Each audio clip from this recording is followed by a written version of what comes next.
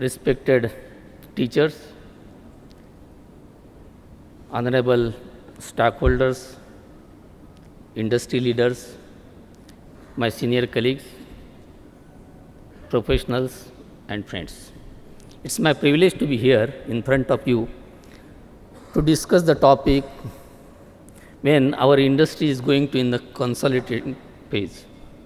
That is in all components of the industry, that is in terms of the genetics, in terms of the management, nutrition, as well as the disease prevention. And the topic has been chosen to have a hatchery vaccination which suits to this theme. Every life on this earth has to struggle for its existence. And during this path, it has to face several challenges which has life-threatening events. So, it has to overcome all these challenges and it needs a solid defense system and defense mechanism. Either it has to be inherited or it is to be acquired or combination of both. When it comes to the poultry, one of such life-threatening challenge is to exposure to the virulent pathogens and succumb to the disease. So, it gives immense loss, economic losses, mortality, as well as it deviates the bird from to exploit its genetic potential and the environmental contamination also.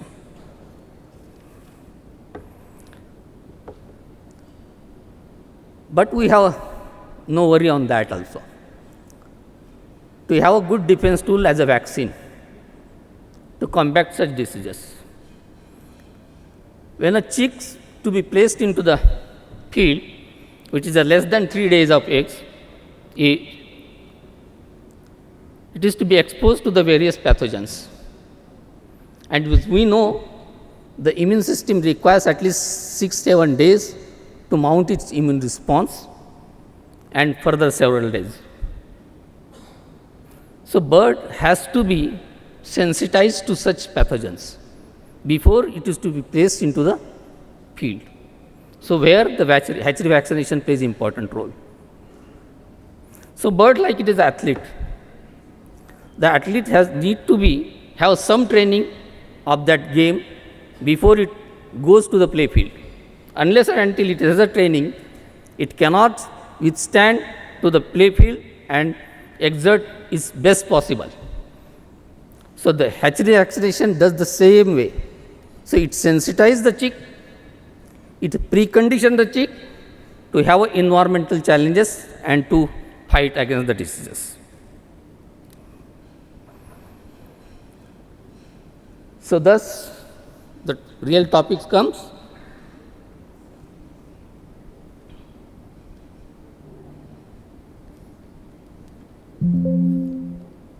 Something wrong.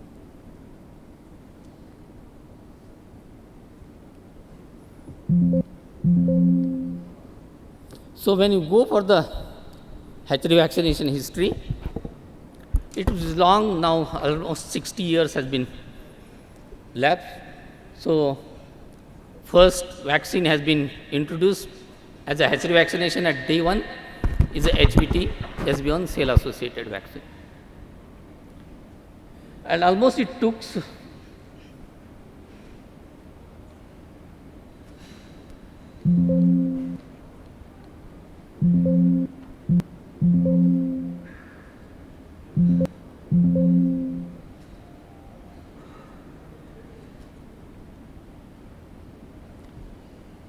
a decade to have in vivo vaccination.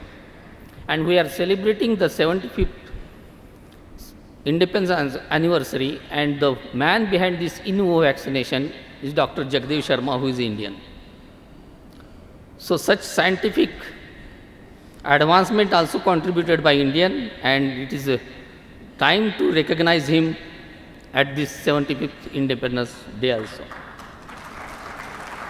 But it took again more time to penetrate this technology into the Western world also.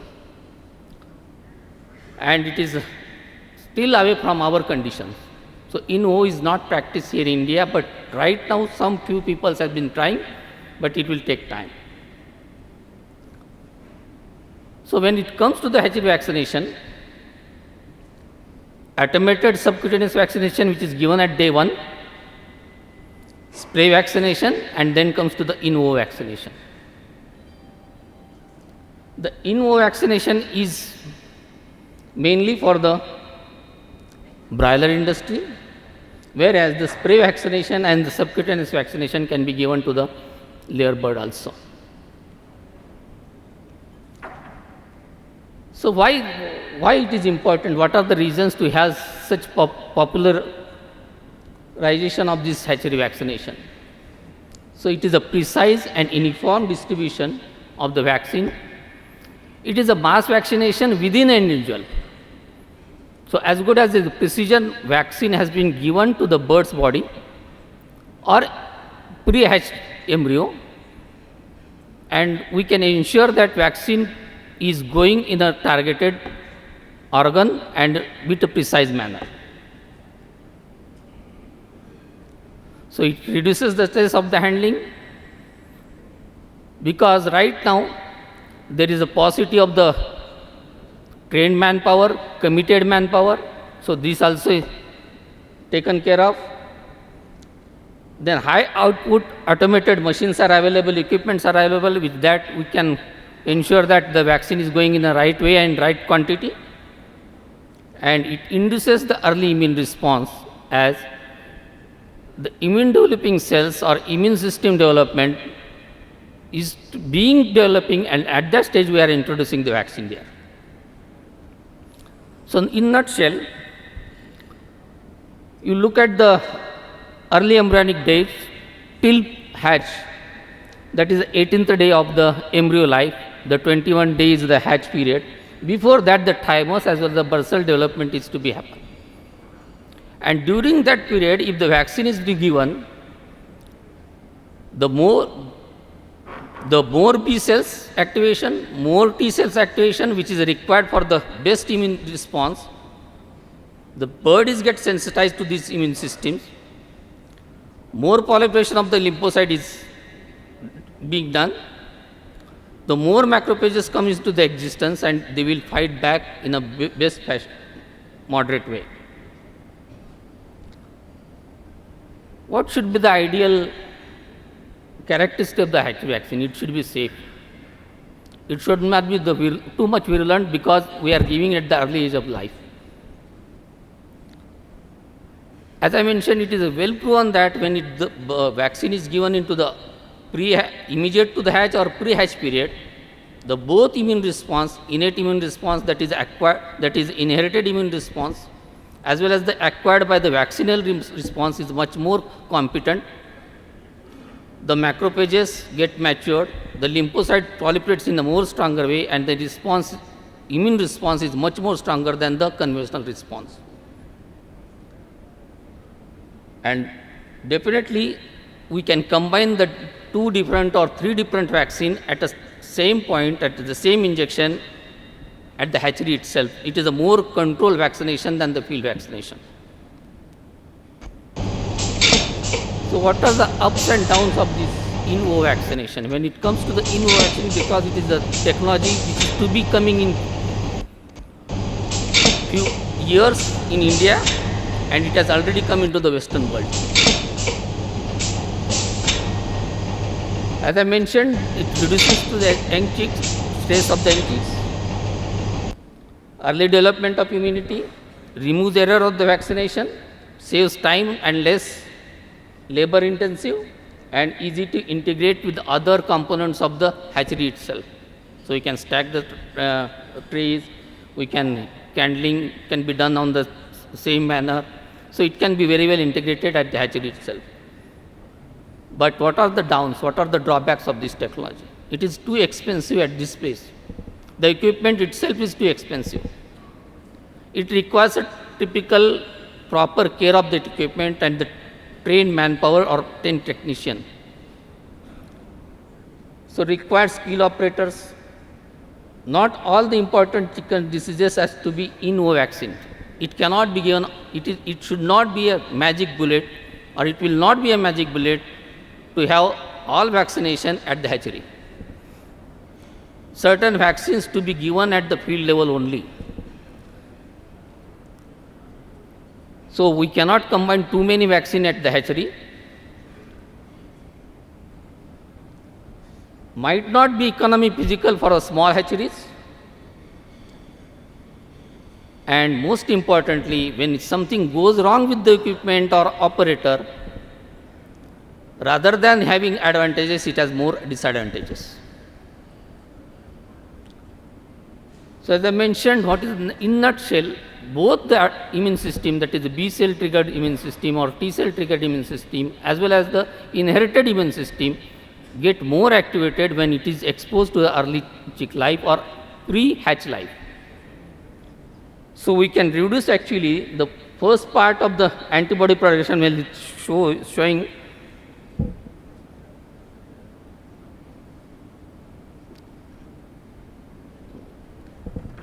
so half of the antibody production already it has started when the bird is get hatched or up to the 3 days of the life. If we give the conventional vaccine at the 3 days of the life, it will take another 3-4 days to elicit the immune response. Before that, already antibodies production as well as the cell mediated immune response is triggered and the bird is get protected. So it saves the time to have a better protection. So some of the important achievements or innovation has been done with respect to the hatchery vaccination. One of that, the immune complex vaccine. See, as we know, the entire flock, given flock of the hatching, doesn't have a common maternal or same level of the maternal antibody level. Some chicks are the high maternal antibody level, some chicks are the moderate, and some chicks are the less MAB level.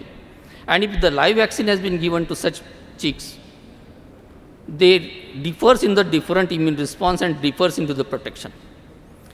But some technology like the immune complex vaccine where the antigen is protected with the antibody, so apart from whatever the level of the MAB level, the antigen is get stimulated, either it is in the late or stage or early stage, and the immune system triggers, immune response is triggered after winning the MAB level.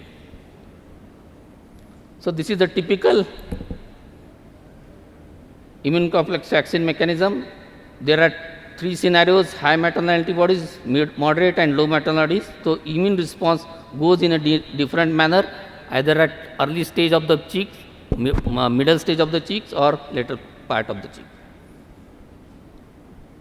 So these are some of the vaccinal errors has to be happened in hatchery vaccination, and particularly it is true with the in vivo vaccination.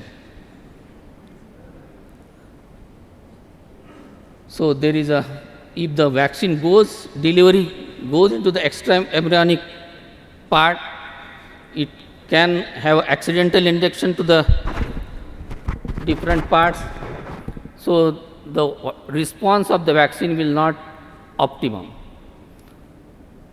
So it is very important to have intra-embryo deposition at the 18.5 to 19 days, that is 12 hours. If it is a less, it goes to the allantoic cavity. So we cannot get a maximum immune response. So it should be a precise timing of the in vivo vaccination, that is 18 days to 19 days, 18.5 to 19 days.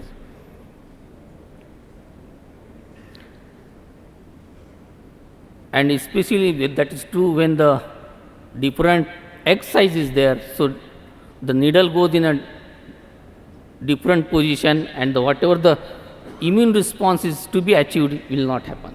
And if it is again, if it is too small eggs, then again has a problem. So it requires a typically uniform egg size to have a precise in vivo vaccination.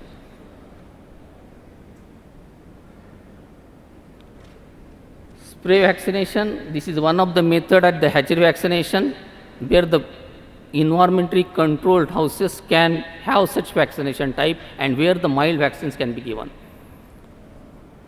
Only mild vaccines are given at the hatchery, spray vaccination by the hatchery vaccination. Otherwise, it will have adverse effect on the respiratory tract.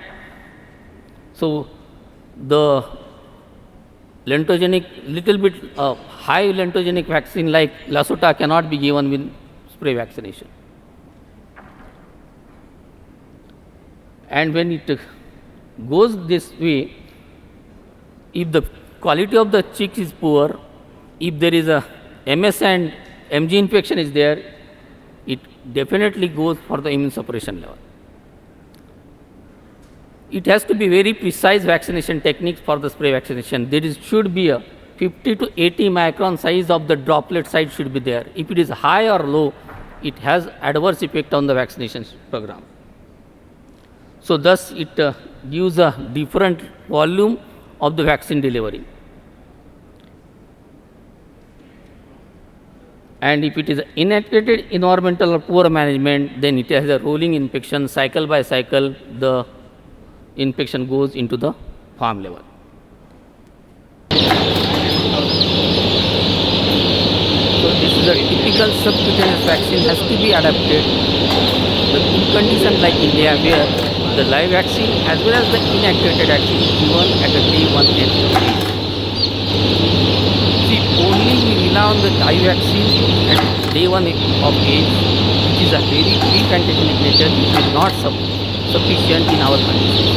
So, it should be coupled and very well now it is been popular in India that both vaccines at the same time can be delivered to the chicks at day 1 of the age. And this is a procedure vaccine delivery, that is, it is mass vaccination of children. Errors in the subcutaneous vaccine, the needle goes to the neck or it is a blood vessel, so there will be some problem and the quality of the chick is again deteriorated. So, one has to take care, it should be have a proper training always to the vaccinators. So, what are the limitations of these ones? So, there are few products has been come as a recombinant vaccine. These are the safe vaccine as far as the Western world is concerned, because any recombinant vaccine is a weak antigenic vaccine. Though it is a safer vaccine, but the field conditions has to be suited to these conditions. In hot conditions like ours or tropical condition, it has to be coupled with the live vaccine always. Only recombinant vaccine cannot confer the full protection in conditions like in India or neighboring countries. Again, here is one drawback or variable species. 2 recombinant vaccine with the same vector cannot be given at the hatchery at the same time, because it competes to the immune response again. So, both HVT vector vaccine against the MD or IBD or ND cannot be given at the same time. Either it is to be HVT ND or HVT IBD. So, these are the some of the limitations, and only doing some experimentation, generating the data, looking into the efficacy, one has to adapt such technology in our conditions. So, that is why we have to think globally but act locally. So, whatever the condition suits to us, whatever the vaccine suits to us, whichever the managemental practices suits to us, we have to adapt that one. Just don't blindly follow the Western world, but because Western world has a different class of the challenges. Some of the Western world cannot withstand Lasota vaccine at all. If the Lasota vaccine is given to the some of the Western world, Newcastle disease outbreak will happen. This is not condition in our case. So, one has to be very, very careful to choosing such vaccines. So, low early challenges as literary change in biology, this is a plus point for our as compared to the Western world. It is not always that Western world has a very glorious thing. Western world, as far as the litter condition is concerned, we are far better than the Western world. Early culling by 30 to 35 to 20 days. So no Marex vaccine is required in broilers, and practically nobody is doing this one because we have a live bird market. Eventually, if the dressing platform comes in a large way, then definitely we can think on this adaptation of this technology. Similarly, the Western world has a high challenge of the IB viruses. India doesn't have that much IB virus challenge early age of the life. So one has to look into such before adapting such technologies. And limited availability of in-house vaccine. Right now, this is a condition, but maybe in future we have in-house vaccines also available. And by that time, we can well equip with the technologies.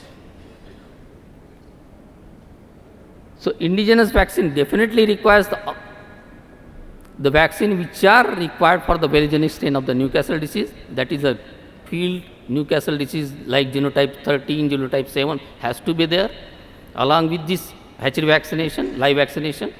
Unless and until we do this, we cannot confer a good protection over the ND because this is the main challenge for our country. Very virulent IBD is again challenge to choosing a right vaccine for the IBD coupled with the inactivated vaccine coverage. This will give the complete IBD protection.